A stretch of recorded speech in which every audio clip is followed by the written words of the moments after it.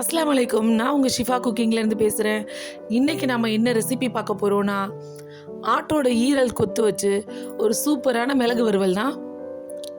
இதில் ஆட்டோட நுரையீரல், கல்லீரல், மாங்காய், கிட்னி எல்லாமே சேர்ந்துருக்கும். இது ரொம்ப டேஸ்ட்டாக இருக்கும்.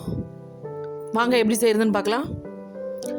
இங்கே நான் ஒரு குக்கரில் இந்த ஆட்டோட ஈரலை நல்லா கழுவி வச்சுருக்கேன். பாருங்கள், நுரையீரல், மாங்காய் எல்லாமே இருக்குது, கல்லீரல். இதில் 2 ஸ்பூன் இஞ்சி பூண்டு பேஸ்ட், 1 ஸ்பூன் மிளகாத்தூள், 1/4 ஸ்பூன் மஞ்சள் தூள், 1 ஸ்பூன் ஜீரகத்தூள், தேவையான அளவு உப்பு. இப்போ இது எல்லாத்தையும் தண்ணி ஊற்றி நல்லா வேக வச்சுக்கலாம்.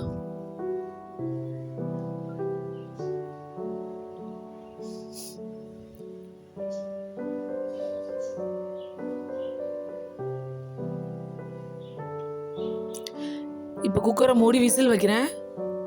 2 விசிலோ 3 விசிலோன்னு உங்கள் வசதியை பார்த்து வச்சுக்கோங்க. இப்போ ஒரு கடாயில் தேவையான அளவு எண்ணெய் ஊற்றி 2 பெரிய வெங்காயத்தை பொடியாக கட் பண்ணி இதில் சேர்த்துக்கிறேன்.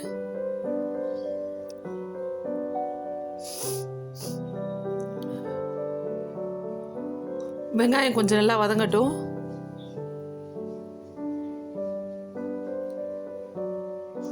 இப்போ குக்கர் விசில் வந்துருச்சு. இப்போ இந்த ஈரல் எடுத்து வெந்துருச்சான்னு செக் பண்ணிக்கிறேன்.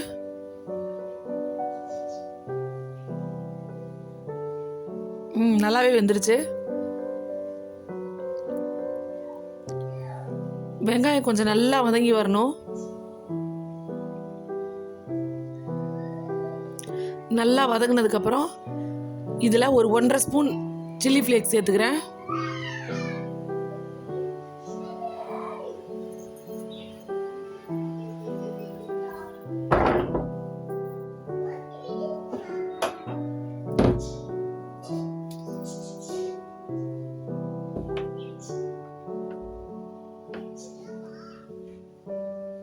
மிளகாய் நல்லா வதங்கினதுக்கப்புறம் நம்ம வேக வச்சிருக்க ஈரலை இது கூட சேர்த்துடலாம்.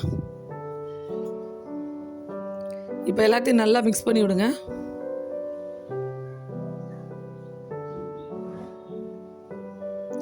எனக்கு கொஞ்சம் உப்பு பத்தல, அதனால நான் உப்பு சேர்த்துக்கிறேன்.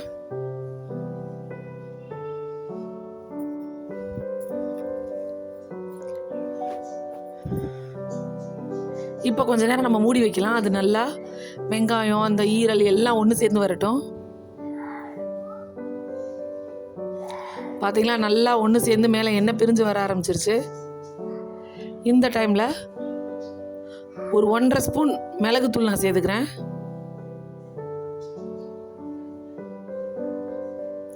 மிளகுத்தூள் வந்து ரொம்ப நைஸான மிளகுத்தூள் சேர்க்காதீங்க, கொஞ்சம் கரகரப்பாக நுணுக்குன மாதிரி சேருங்க.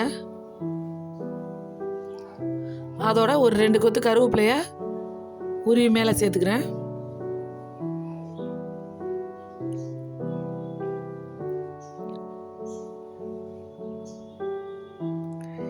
அந்த மிளகுத்தூளும் கருவேப்பிலையும் சேர்த்ததுக்கப்புறம் நல்லா லோ ஃப்ளேம்லேயே வச்சு ஒரு 5-6 நிமிஷத்துக்கு அப்பப்போ கிண்டி விட்டுக்கிட்டே இருங்க. அது நல்லா சுருண்டு வரணும்.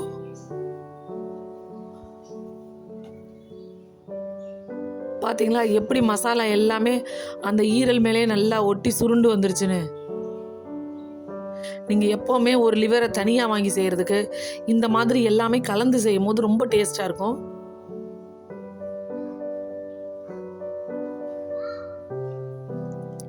பார்த்தீங்களா, நம்மளோட மிளகு வறுவல் சூப்பராக ரெடி ஆயிடுச்சு.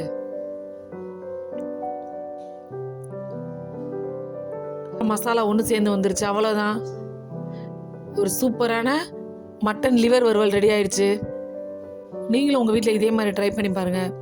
ட்ரை பண்ணி பார்த்துட்டு எப்படி இருந்துச்சுன்னு எனக்கு கமெண்டில் சொல்லுங்கள். என்னோட இந்த ரெசிபி உங்களுக்கு பிடிச்சிருந்துச்சுன்னா என்னோட சேனலை லைக் பண்ணுங்கள், ஷேர் பண்ணுங்கள், சப்ஸ்கிரைப் பண்ணுங்கள். சூப்பர், சப்ஸ்கிரைப் பண்ணுங்க. தேங்க்யூ.